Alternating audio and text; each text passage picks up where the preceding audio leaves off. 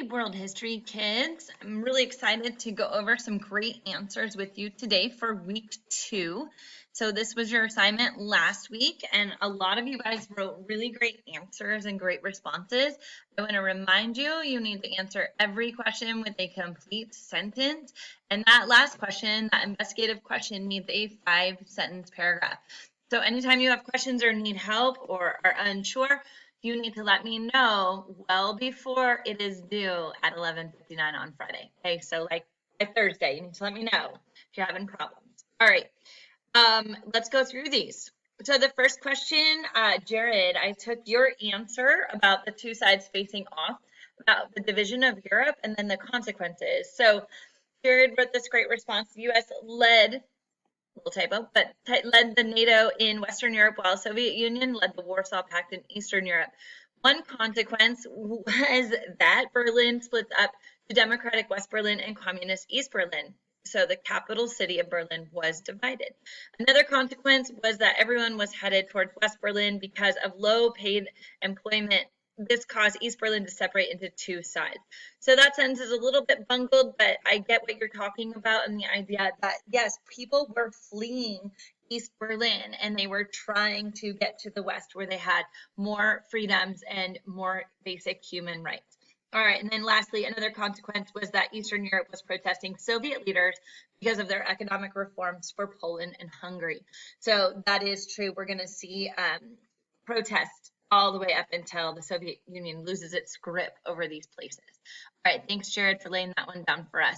Second one, Theo, you did a great job answering this one. I liked your answer. So what factors discouraged the use of nuclear weapons during the Cold War? So nice, complete answer. The factors that discouraged the use of nuclear weapons during the Cold War was that the Soviet Union has also developed the nuclear power. The result was a balance of terror in which both sides knew that the other side would, I'm not sure on that word, but would be destroyed if they launched its weapons. Okay, and this is a great answer. Balance of power. There's going to be something called mutually assured destruction, or MAD. And that means that if the U.S. launches a nuclear weapon, the Soviet Union is going to retaliate. We all will die. Vice versa. Vice versa. If the Soviet Union launches a nuclear weapon, the United States will retaliate and we will all die. So I loved how you use that phrase, our balance of terror. Everyone was living in terror. All right, Cold War goes global. So Manuel, I liked your response to this one. The U.S. and Soviet Union were able to confront each other around the world during the Cold War by each side getting alliances, so each side will be able to fight around the world. So good answer there. The idea that we've got NATO and the Warsaw Pact going on, and that is going to pop up. We're going to be looking at some future wars coming up with Vietnam, etc. Okay. Cecilia, I liked your answers to the map questions. I know some of you guys weren't wanting to do map questions, maybe because you weren't wanting to pull out your book, so you need to make sure to do these in order to get a passing score on this assignment. All right, so most conflicts were located in Europe, across the Atlantic Ocean from the U.S. alliances, and right next to the Soviet Union alliances. And then I think that the Cold War conflicts are concentrated as they are because Europe is mostly split into the alliances and the Soviet Union alliances among other small alliances. I believe these conflicts are related to gaining more power in Europe from either side. So notice that second question is a why do you think question. You don't have to have that exact answer, but like what Cecilia had to give us for this one. Thank you.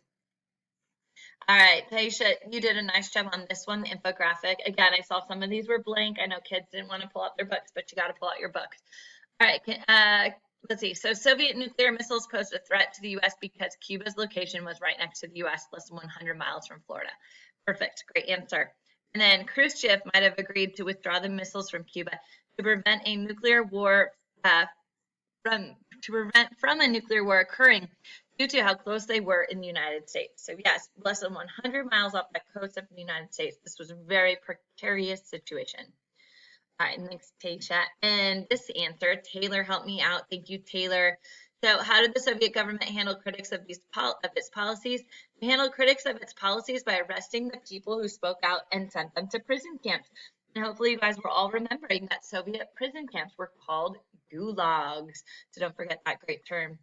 All right, Angela, I liked your answer to this question. How did America respond to the threat of communism at home and overseas? So American America responded to the threat of communism at home and overseas by getting the Soviets to remove nuclear missiles. They followed the policy of containment, which is a strategy to keep communism from spreading. All right, great job on that. Maybe focus a little bit more on both parts of the question. Most of your answer talks a little bit more about the overseas part with the containment policy. And remember, at home, they were trying to figure out who was a communist and who wasn't. You guys in U.S. history will get to do a simulation or two about that next year during the Cold War. All right, look forward to that. But thank you, Angela, for this. All right, Mariella, what types of conflicts resulted from the global confrontation between the two superpowers? So Mariella wrote, some conflicts that resulted from the global confrontation was the intensity all the people around the world were feeling when the two superpowers were confronting each other. Another conflict was the spread of the Cold War and how the two superpowers somehow got the world involved with their issues. All right, so I just want to point out, this isn't quite a word, but I really appreciated how Mariella kind of tried to make a word out of it. I know exactly what she's meaning. I don't expect perfection in your guys' answers, but I do expect complete sentences.